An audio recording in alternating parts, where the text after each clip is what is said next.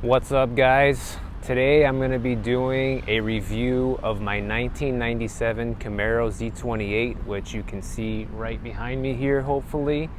And let's see if this car is still relevant and how it holds up today in 2019 going into 2020. You know, this car is already 22 years old, almost 23 years old, and a lot has changed in the car world since then. And well, let's take a look at it. So I've had this car since 2006. I bought it in November 2006, and so next month actually I will have had this car for 13 years now, which is quite a long time. Most people don't keep cars for that long. So I've had this thing for a really long time, and let's say I've been through a lot of shit with this car. I've replaced a lot of things on it. I've replaced the transmission, I've replaced the radiator, I've rebuilt the transmission, I have put in a couple different clutches, I've been through about 4 different water pumps in this car, I've been through an AC compressor, and 2 sets of BF Goodrich tires that you can see that are on it right now. These are great tires too, by the way. Out of the 13 years I've had this car, I've only had to buy those tires twice. So I highly recommend those tires if you've been looking for some good performance tires on a budget. But anyhow, those are just the repairs that I can think of off the top of my head that I've had to do on this car. So it's been a lot of maintenance, and this car is really kind of a bitch to work on, and I'll show you why in a little bit. I will open up the hood for you so you can kind of get an idea of how tight things are under there. So the interior of this car looks pretty much the same as it did when I first got it 13 years ago. I've had a couple accidents with this car, and I'm not sure if these cracks here on the dashboard are from one of those accidents or if it's just from the heat, because it's hot as a motherfucker here in Miami. Even in almost November, it's the end of October here, and it's still like 100 degrees out today. So it could be from that. When sometimes I park it in the sun, I do leave it in my garage covered up. You know, it's not in the sunlight all the time, but I think just some moments when I'm parking it outside, it's so damn hot that it might have caused that cracking, or it could have been from an accident. I'm not really sure. So the inside of the car is all leather, and it's a 30th anniversary edition Camaro Z28, as you can see by the seat right here. And it's a 6-speed manual transmission, and it also has a rag top. And actually this combination for a Z28 with the rag top, with that 6-speed transmission, with being a 30th anniversary edition car, is actually a very rare combination. So yeah, this car, I believe when I checked, I think it was on Haggerty's website when I was looking to get some classic car insurance on it. I think there was only like 6,000 others, or maybe 3,000 others. I'll pull it up and show you in the video so you can see exactly how many of this car there are out there that were ever made. But I remember the number is quite low. So this car only has an airbag here and an airbag on the steering wheel. And I know a lot of modern cars, they have, you know, a ton of airbags everywhere, but this car's only got 2. And so it's all leather interior, and you got carpet throughout, carpet upholstery, all these door panels. This is all plastic, and to be honest, the plastic in this car feels very cheap and very shitty compared to even like a modern car with the plastic they put in it now. I know modern cars still have plastic, but it seems like it's better plastic than what they used to put in these cars. I mean, this car was marketed as a fast car with lots of horsepower on a budget, and it really does give you exactly that. So I will pop the hood for you guys so you can take a look at that. Oh, and by the way, these are alloy wheels, all aluminum, And those are the original wheels to this car. They're 16-inch rims. Got the Z28 logo on both sides of the car and on the back over here.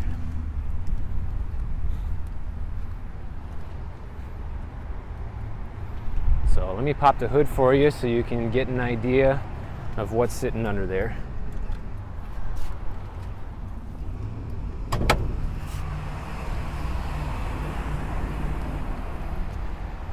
So it's probably going to be a little dirty because I don't really have any way to ever clean this under here living in Miami Beach. So that right there is a 5.7 liter V8, and this right here is my cold air intake system that I've had on the car ever since I bought it. That was actually there when I bought the car, so I did not install that. And this is my brand new battery from just a few months ago, because for whatever reason this car likes to chew through batteries. I've probably put at least 4 or 5 different batteries in this car in the 13 years I've owned it. So I'm not sure why that is. Maybe it's because I don't drive it that much or whatnot. I'm not really sure. But anyways, this is the where all the magic happens, right? So under the hood of this car, if you can see, everything here is very, very compact. If you open the hood of a Corvette from the same era, this car is a 1997. So if you open the hood of a 1997 Corvette, or even a Corvette from today, you'll see there is way more space in the engine bay to access all of the moving parts and any components from the engine. And in this car, you have these massive wheel wells on both sides that really take up a lot of space, and so it really makes working on this car a bitch. Trust me, I know. The water pump on this car is literally right there, and it is not driven by a belt. It is driven by the gears inside of the motor. I know there's probably a technical term for that, but I'm not super mechanically savvy, but I certainly am savvy enough to where I was able to rip all of this shit out and replace that water pump myself. It took me a whole day to do it, but I was able to do it. Would I ever want to do it again? Absolutely not. This really has nothing to do with the car, but I have to just come and show you guys this because it's such a beautiful day today, and I always pull into this church over here whenever I gotta look at something with the car or take some pictures, and it's right on the water over here.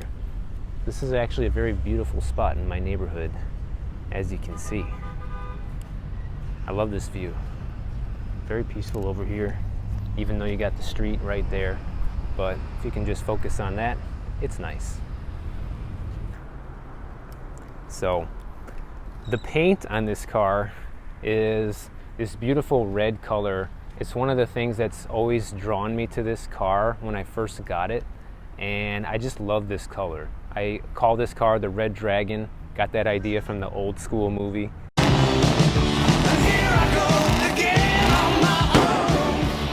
Ever since I seen that, I had to call this car the same, because it is a beautiful car. It really is. But as the years have gone on, I'm starting to realize that taking care of and maintaining this car is becoming more and more difficult with my lifestyle. I'm very busy these days, more than I really ever used to be, between work and making these videos. Excuse the weird camera angle.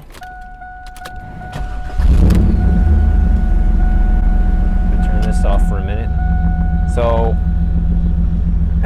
the car has 100,648 miles on it. I just passed 100,000 miles last December. So literally in a year, I've only put 648 miles on this car. And that has been pretty typical for me ever since I've owned it. I drive even less now that I have a new Jeep, and I will do a review on that Jeep someday too. But I wanted to show you guys the car first because I have been thinking about getting rid of it, which is kind of sad, but I feel like maybe the time has come. This temperature gauge I have sitting in my vent because I had so many issues with the AC trying to get it working here, and it's Miami, so like I said, it's super fucking hot. And I put this gauge in here to actually make sure it was working, because I had it repaired a couple times and it would work for just a little while, and then what would happen is a couple months later it would start feeling warmer and warmer. Next thing you know, it's not working at all, and then I have to take the time out of my day and my busy schedule to go and get it repaired. So it has a brand new compressor in here and it's been perfect ever since then, and this thing will blow cold. When this thing's on full blast, that needle will actually drop below the 40 degrees. It gets cold. So let me just rev it up a little bit for you so you can hear this baby roar.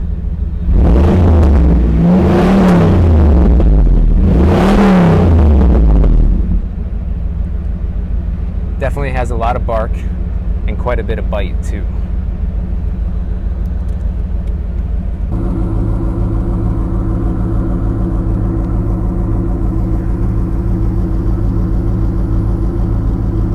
So one little interesting story about this car is this is not actually the original ragtop on this car. According to the previous owner, when he owned it, someone literally knifed this top and it cost him $2,000 to replace it. They knifed this top, broke into the car just to steal this piece of shit. And this I actually put in the car with my friend, but when I got it, it had just some other stupid deck. But they literally broke in to steal the car stereo back when that was a thing. I don't think people are really doing that anymore, but yeah, that just goes to show you how old this car is. You know, it was still getting the car broken into and car stereo stolen days. As you can see, the instrument panel here is very plain Jane. You got your oil temperature, you got your oil pressure, RPMs, miles per hour, battery life, as well as your fuel. And on top of that is the mileage and trip sensor, or trip tracker, which you can't see now because the car is off. So it's very bare bones compared to a modern day car. And you know, it's something that I've always loved about this car, the simplicity of it. But you know, with a car with this much horsepower, I think it's got a little over 300 horsepower with that cold air intake on it. Every time something goes wrong with it, it's very expensive to repair. So that's something that I'm kind of getting tired of. And since I don't drive it that much, I'm always driving my Jeep for the most part now. You know, I'm just getting sick of paying for it. I'm tired of paying for the maintenance of the car. And I'm also tired of paying for the insurance on it and always being deathly afraid that I'm gonna get in another accident with it. Because since I've been in Miami, this car has been in like 3 different accidents, and it's amazing that it's still on the road and it's still in as good a condition as it is. And I'm sure if I go to sell it, that's probably going to affect the sale price of the car, which I'm fully aware of. But as of right now, there are no mechanical issues with the car, just mostly cosmetic things that have, like, you know, wear and tear items over the years. Like, for example, this tear in my driver's seat has been there ever since I bought the car. And it hasn't really gotten worse, which is great. It's been kind of the same. And I never got it repaired, but yeah, I don't know if I will fix that before I go to sell it or not. I'm not really sure. This is another wear and tear thing. The leather on top of the shifter has just started to peel off. Also, I saw that this seatbelt strap here in the back, I just saw this today, actually busted. So that's busted. You can see the other one over there. That's what it's supposed to look like. So I noticed those things are broken. But overall, the car's in very good shape. It still runs, it still drives. No real major issues with it. Any major issues this car has had, I fixed it. So a couple of things I would just want to say about this car is, even though it's already going to be 23 years old, it's still super fun to drive, assuming you have a place to drive it, like some open road, not in this bumper to bumper traffic. But it's still an awesome car to drive. It makes driving stick so fun. And it kind of reminds me of why I like driving to begin with. You know, I used to love driving this car in Illinois, in Florida, it kind of sucks driving this car. But now that I've had it for this long, I feel like it might be time to give it up and have it go to somebody else that can appreciate it and give it the attention that it deserves, because it really is an awesome car. But I'm not 100% convinced I'm going to sell it yet, but I definitely am leaning more towards it, especially since I'm trying to like part with materialistic possessions in life and just not get so hung up on that kind of thing. So originally when I first got this car, the goal was to keep it forever and one day do a bunch of custom work on it, like completely rebuild the engine or possibly even put a new engine on it, custom exhaust, custom interior, make everything on the car the way I like it. I know that will really deteriorate the value of the car as far as resale value, but I never cared about that. I just wanted to make the car as cool as I could possibly make it for me. But now that I've had it all these years, I haven't really done a lot of those things that I wanted to do. And that was a priority, 13 years ago, but a lot changes in 13 years and my priorities are different now. And I don't want to say that I'm giving up on a dream, but rather trading in one dream for another one. Because if I sell this car, I can use the money that I get from this car to actually buy another investment property and move forward with my financial goals. And then whenever I'm literally financially free, which is one of the main goals of this channel, I'll be able to buy any kind of car I want. And that's kind of what I think about that. It's going to be hard to part with it because it has a lot of sentimental value. I've had a lot of good times in this car, and I will be really sad to see it go. But sometimes in life, you just have to do what you feel like you got to do. And I'm starting to feel like it's time. Since the beginning of this year, I've had a 2019 Jeep Grand Cherokee, which I actually love to death. Driving it is super fun. I would say just as fun as driving this. It doesn't have, that bite and the stick shift like this thing has, but it sits up higher like a truck, which I've always loved, and we can easily cart around, friends and stuff if we need to. It's automatic. Sitting in bumper to bumper isn't a big deal.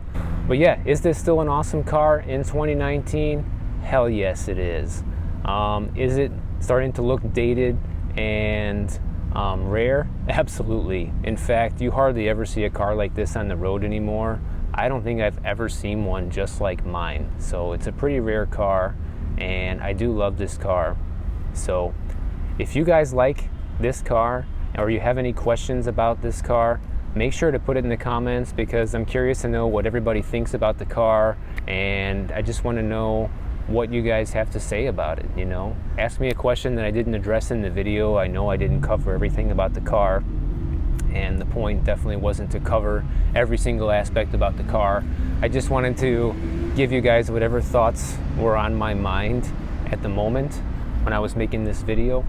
Oh, also, if you guys are interested in possibly buying the car, feel free to mention that as well, because it's not for sale yet, but it could be soon. So keep that in mind. It's been awesome hanging out with you. Make sure you watch more of my videos right here, and I'll see you guys next time.